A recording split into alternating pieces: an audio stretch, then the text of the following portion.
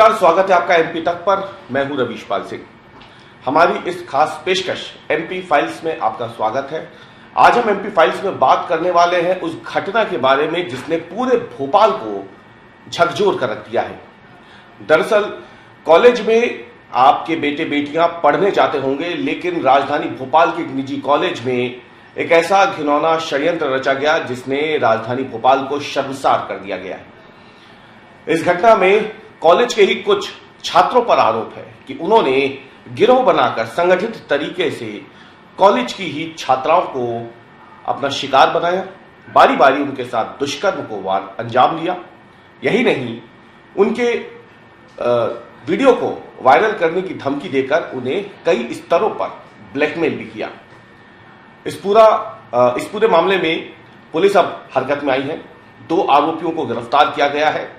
जो आरोपी फरार है उनकी गिरफ्तारी के लिए पुलिस की कई टीमें अब अलग अलग शहरों में भी जा रही है। लेकिन इस घटना ने जिस तरीके से राजधानी भोपाल को शर्मिंदा किया है, उसने कई साल पहले हुए अजमेर कांड की यादों को भी ताजा कर दिया है। आपको मालूम होगा, कई साल पहले राजस्थान के अजमेर में भी इसी तरीके का एक मामला सामने आया था।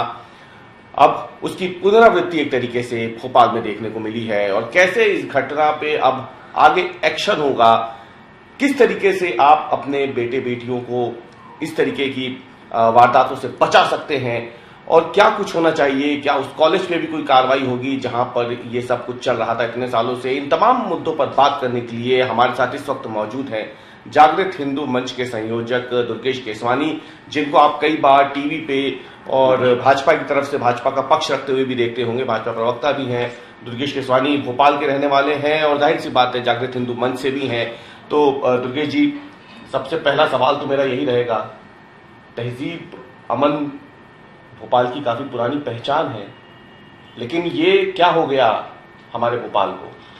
लेकिन निश्चित रूप से रवीश, भोपाल को किसी की नज़र सी लगी है जो इस तरह की घटनाएं सामने आ रही हैं।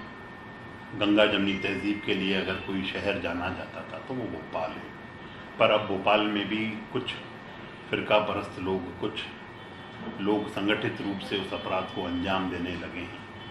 पूर्व में भी कई तरह की बातें सामने आई, लव जिहाद के केसेस आए, और हमने हमेशा से ही माता पिता को सचेत करने का काम किया। हमने उन बच्चों को सचेत करने का काम किया कि कहीं कोई संगठित रूप से कोई अपराध तो नहीं कर रहा है, कहीं कोई भैला फुसला कर कोई ये बात तो नहीं कह रहा है, कोई टीका लगाकर, कोई हाथ में कलावा पहनकर तो इन चीज़ों को अंजाम नहीं दे रहा है। कई बार सोशल मीडिया के माध्यम से, क्योंकि जैसे जैसे समय मॉडर्नाइजेशन की तरफ हम बढ़ रहे हैं, वैसे वैसे अपराध करने के तरीके भी बदलते जा रहे हैं। साइबर क्राइम के माध्यम से, सोशल मीडिया के माध्यम से, फेसबुक, ट्विटर, इंस्टा के माध्यम से लोग अपनी आइडेंटिटी छुपाकर इस कृत्य को, लव जिहाद को अंजाम दे रहे हैं। मैं धन्यवाद देना चाहूँगा हमारे पूर्व गृह मंत्री डॉक्टर नरोत्तम मिश्रा जी को, हमारे मुख्यमंत्री डॉक्टर मोहन यादव जी को, जिन्होंने इसको गंभीरता से लेने का काम किया और इसके लिए एक सख्त कानून बनाया। पूर्व में कानून जो था उसमें अपराधी तो गिरफ्त में आता था, पर उसके माँ बाप रह जाते थे, जो पंडित थे, जो मौलवी थे, जो गुरु ग्रंथ साहब के सामने विवाह कराते थे, जो भी अगर आइडेंटिटी छुपाकर अगर इस चीज को कराते थे तो उसको भी उस दायरे में लाने का काम किया, उसको भी सजा देने का काम। ये तो हुआ, लेकिन सवाल अब ये उठ रहा है कि ये बातें तो अब जो पहले सजा मिलती थी, हमने देखा कि आप ही की सरकार में खूब बुलडोजर चले लव जिहाद के बाद, तो मामले जब सामने आए, अब तो सुप्रीम कोर्ट ने लेकिन रोक लगा दी है। तो इस अपराध में फिर अब आप, क्योंकि आप ही की सरकार है मध्य प्रदेश में, तो अब इस पे क्या कार्रवाई होगी? देखिए, हम सुप्रीम कोर्ट का अक्षरशः पालन करते हैं, उनका सम्मान करते हैं, और जो वो निर्णय देते हैं, जो फैसला देते हैं, जो गाइडलाइन देते हैं, उसको त्वरित हम उसको फॉलो करने का काम करते हैं। पर अगर आप किसी की असमत लूटोगे, पर अगर आप झूठ बोलकर फंसाने का काम करोगे, तो वह प्यार की परिभाषा में तो नहीं आएगा ना, वह जिहाद होगा। और आप देखेंगे इस समय देश भर में झूठ कहाँ बोला, वो तो साथ में पढ़ते थे। नहीं, झूठ अपनी पहचान छुपाने का काम किया, तिलक कलावा करके जो बच्चियां बता रही हैं, जो पुलिस की प्रायर जांच में सामने आया है कि उन्होंने अपनी आइडेंटिटी छुपाकर दोस्ती की। फिर जब आइडेंटिटी छुपाकर जब वो फंस गए, जब वो उनको ब्लैकमेल करने लगे, तब जाके आइडेंटिटी उन्होंने बताने का काम किया।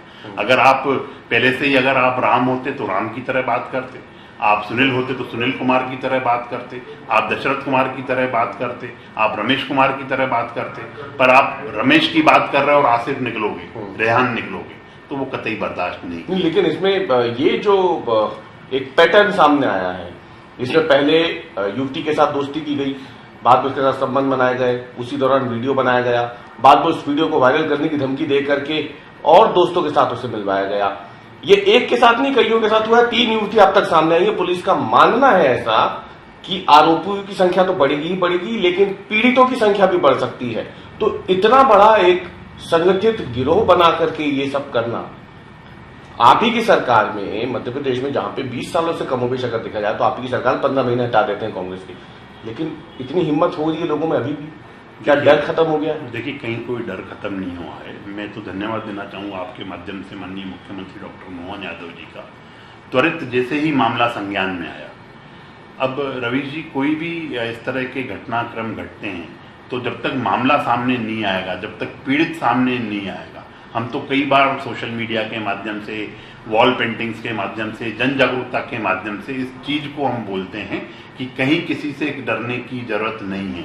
कोई अगर आपको ब्लैकमेल कर रहा है अगर कुछ, तो पुलिस निश्चित रूप से उसकी आइडेंटिटी भी छुपा, अगर लड़की बच्ची जो पीड़ित है वो नहीं चाहते तो उसकी आइडेंटिटी भी बाहर नहीं आने देते, और हम उसके साथ कार्रवाई करने का काम करते हैं। हमने त्वरित कार्रवाई करने का काम किया। हमारे मुख्यमंत्री ने डायरेक्ट मामले को संज्ञान लिया, और आपने जैसा कहा शुरू में कि शर्मसार करने वाला मामला है, निश्चित रूप से यह मामला शर्मसार करने वाला है। और पर कानूनन अगर हम देखें, सरकार के ब्याह पे देखें, तो उन्होंने त्वरित कार्रवाई करने का काम किया, त्वरित न्याय दिलाने का काम किया।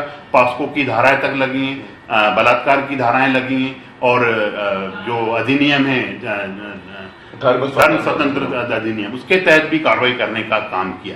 सरकार कहीं कोई गुरेज नहीं कर रही। जो मैक्सिमम और सख्त से सख्त कार्रवाई होगी इस विषय में करेंगे। इसको नजीर बनाने का भी काम करेंगे। हमारे मुख्यमंत्री इस मामले में बिल्कुल सख्त हैं। जिन पीड़ितों को, और भी आपने कहा, और पुलिस जो कह रही है, और जो कॉलेज का जो वहां के जो सब सराउंडिंग से जो वो बात कर रही है कि अगर और भी ज्यादा लोग होंगे तो निश्चित रूप से उनको, अपराधियों को बख्शा नहीं जाएगा, सख्त से सख्त कार्रवाई की जाएगी, और यह कार्रवाई नजीर भी बनेगी। आपका हिंदू जागरण मंच काफी लंबे समय से लव जिहाद के खिलाफ अभियान भी चलाते रहा है। आप लोगों ने वॉल पेंटिंग के जरिए, नुक्कड़ नाटक के जरिए जागरूकता फैलाने की कोशिश की, लेकिन क्या शिक्षण संस्थानों में या फिर जो व्यापारिक प्रतिष्ठान हो चुके हैं या फिर व्यावसायिक इलाके हैं राजधानी भोपाल के, क्या वहां पे इस तरीके से कोई पैटर्न पे लोग काम कर रहे हैं क्या राजधानी भोपाल में? देखिए, निश्चित रूप से आप लोग को ऐसी कोई जानकारी मिली है क्या? देखिए, कई बार इस तरह की जानकारियां आती हैं, पर पीड़ित परिवार अपनी आइडेंटिटी छुपाना चाहता है, वो सामने आना नहीं चाहता है, वो पुलिस के उसमें नहीं फंसना चाहता है, तो कई बार उन चीजों को समझाइश देके वहां पे खत्म की जाती है। पर मेरा ऐसा मानना है कि जो पीड़ित परिवार है उसको सामने आना चाहिए, निडरता से सामने आना चाहिए, और जो दोषी हैं, जो अपराध कर रहे हैं, उनके खिलाफ सख्त से सख्त कार्रवाई के लिए काम करना क्या चाहिए। होगी वो सख्त कार्रवाई, यही तो जानना चाहते हैं दर्शक दुर्गेश जी, क्योंकि ये सिर्फ दुष्कर्म का मामला नहीं है। देखिए, मैंने एक तरीके से संगठित तरीके से गिरोह बनाया गया, एकदम पूरी इसकी योजना बनाई गई, तभी शायद इतने बड़े उसको अंजाम दिया गया कि मतलब उसकी आंच जो है सिर्फ भोपाल नहीं बल्कि अन्य राज्यों तक जारी, जहां से छात्र यहां पढ़ने आए थे। देखिए, निश्चित रूप से मैंने आपको कहा कि इसमें पॉस्को के तहत भी मामला दर्ज किया है, धर्म स्वतंत्रता विधेयक के तहत भी 2 धाराओं में मामला पंजीबद्ध किया गया है, बलात्कार की धाराएं भी लगाई गई हैं, और भी जो धाराएं आप बोल रहे हो संगठित अपराध की जो लगनी, वो सब धाराएं लगा के उसको काम करेंगे। अपराधी निश्चित रूप से बचने नहीं चाहिए। उनका मैंने तो ऐसा भी अभी पुलिस कमिश्नर से आग्रह किया है कि ऐसे लोगों का जुलूस निकालना चाहिए, ऐसे लोगों को जनता के सामने आना चाहिए।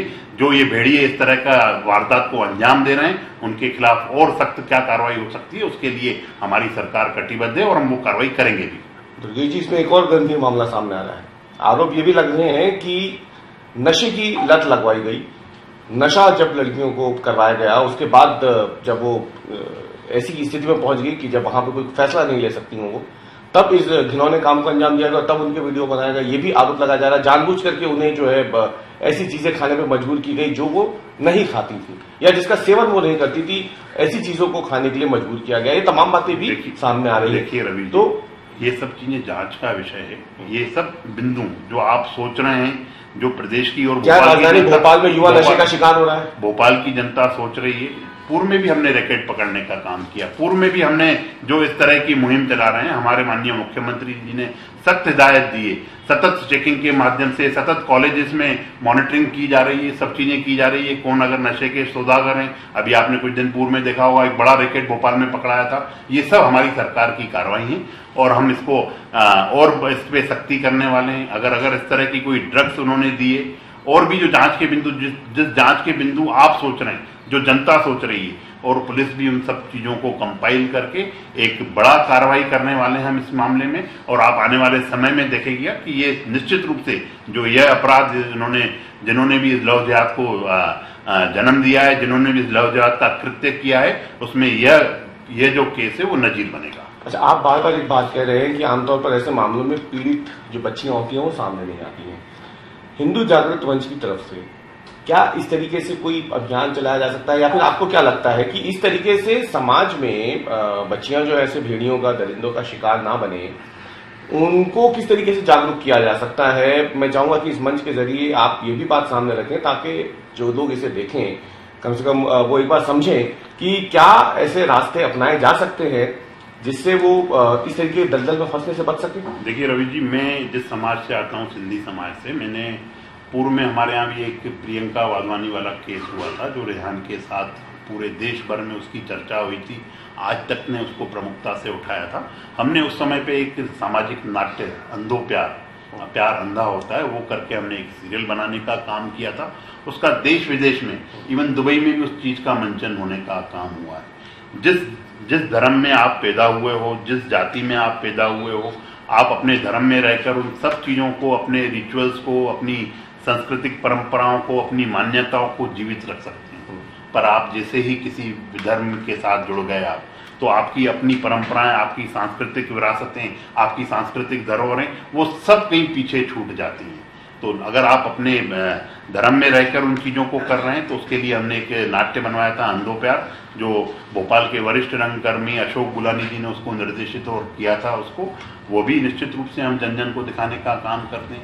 समय समय पर हम इस चीज को भी दिखाते हैं। बच्चे कैसे बच्चे निश्चित रूप से कॉलेजेस वगैरह आपके माध्यम से, हम भी अपने हिसाब से हम कॉलेजेस को बात करते हैं कि अगर इस तरह के मंचन कराना चाहते हैं तो निश्चित रूप से एक सामान्य से शुल्क पर, और वो शुल्क भी हमारी संस्था भरने को तैयार है।